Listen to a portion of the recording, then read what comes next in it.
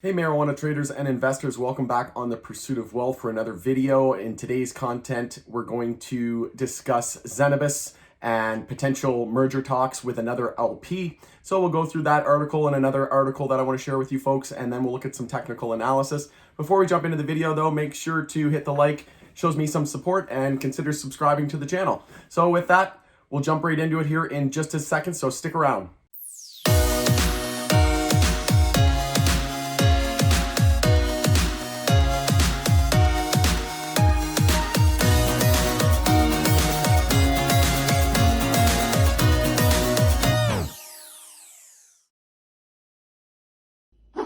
All right, so we'll take a look at the article that came out. So this is from Marijuana Business Daily, and Zenabis is in cannabis merger talks, calls out Sundial over alleged takeover try. Sundial tried to overtake their outstanding debt and basically tried to take over the company and wasn't really done very ethically. They're being called out by Zenabis. So we'll just read through this here. Troubled Canadian marijuana company Zenabis Global said it has entered exclusive merger talks with another significant licensed cannabis producer. We know Tilray and Afria are probably out the window. We could see potential of VFF or CGC, we'll see. But if you have any idea or you want to send a prediction, just drop a note in the comments below. I'd love to hear from you. So Zenabis, based in Vancouver, BC, said it wouldn't disclose further details at this time. Zenabis announcement in a Wednesday morning news release also included a swipe at competitor producer Sundial Growers, which made a strategic investment on December 30th to buy the senior secured debt of Zenabis Investments. In a new release issued 30 minutes before Zenabis announcement, Sundial said it had issued a notice to default to Zenabis on that debt, despite receiving a principal repayment on December 31st worth 7 million Canadian dollars, so $5.5 million US. So they're disputing said defaults. Sundial noted Zenabis characterized Sundial's December investment as an attempt to coerce Zenabis into being acquired by Sundial, and said it had been negotiating an extension of the principal repayment with its senior lender just before Sundial bought the debt. A little bit of a hissy fit going on here between the two. None of the alleged defaults are for failure to make payments of principal of interest. I don't expect much to come of this, but I did take a position in Zenabis today, just full disclosure. I do think that if they get bought out by another major Canadian LP, that could send the stock soaring, and we're seeing tons of bull volume and just massive volume this week. So we'll take a look at the chart in just a second, but Zenabis said it plans to actively explore a broad range of alternatives, maximize shareholder value as it undergoes a strategic review of the company. So the company laid off roughly a quarter of its workforce in March and sold a production facility for much less than the original asking price in November. In September, Zenabis appointed its fourth chief executive within the span of 2 years. Sundial's net loss for the first 3 quarters of fiscal 2020 exceeded 140 million. Sundial shares trade on the NASDAQ, blah, blah, blah. So we also saw that Yahoo Finance came out with an article here about marijuana stocks could see more than 50% boost, says top analyst. So we'll take a look at the ZENA, ZENA chart. So on the monthly, you can see here we've just been essentially range bound, completely range bound sideways. That's the definition of sideways action. But you can see here 5 cents is going to be a crucial low, and we haven't really dipped below that. We got 4.5 cents there, but trying to form a base of support here at 5 cents. And you can see if we were to bounce, this was once over $1. It was once over $2. So from this low here at 7 cents, let's say, that's about 3,000% to the all-time high. So I did allocate just a few. I think I got 20 or 30,000 shares, 40,000 shares. I think it was 30,000, somewhere in that vicinity.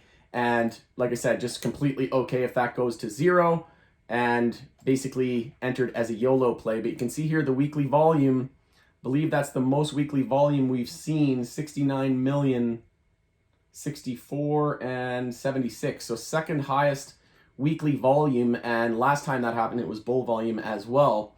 So we could be seeing a tide turning here on the Zenabis stock. So taking a look at the weekly time frame here, we are coming off the lows here at 4.5 cents. So we will expect probably just a weekly lower high compared to 8 cents, but 8 cents most important resistance. If we do top out at 8 cents, we'll look for a higher low compared to 4.5 cents, and we'll look to a higher low and higher high for a weekly trend change.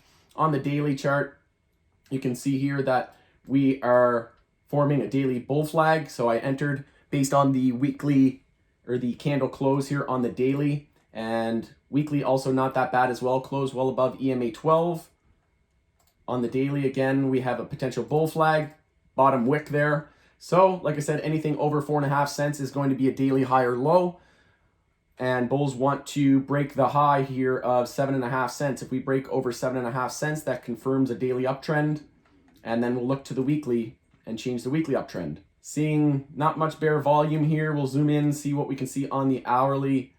So we did lose EMAs there on the hourly. Keep in mind that this is a fairly thinly traded stock, so it's not that great for day trading. But like I said, I entered a long-term position today in my RSP, and I plan to hold that for quite some time or until we see some decent gains. But I think we could be due for a massive run. We also have EMA 12 and 26 bull cross there.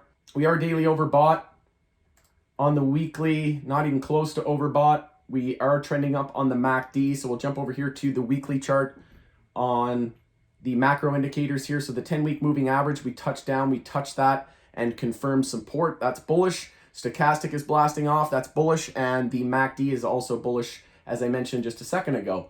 So let's take a look at the weekly moving averages.